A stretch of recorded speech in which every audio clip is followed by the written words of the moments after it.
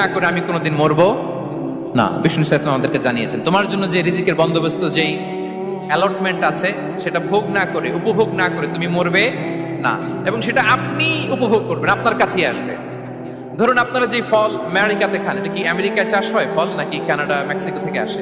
এখানেই হয়, আবার বাইরে থেকেও আসে। লেটস সে আপনি যেই অ্যাপেলটা দিয়ে আজকে ব্রেকফাস্ট করলেন, যে অ্যাপেলটা আপনি খেলেন, এটা মেক্সিকো থেকে এসেছে। ওই অ্যাপেলটা যখন কুড়ি অবস্থায় ছিল, মুকুল অবস্থায় ছিল, তখনই ওটার মধ্যে আপনার নাম লেখা।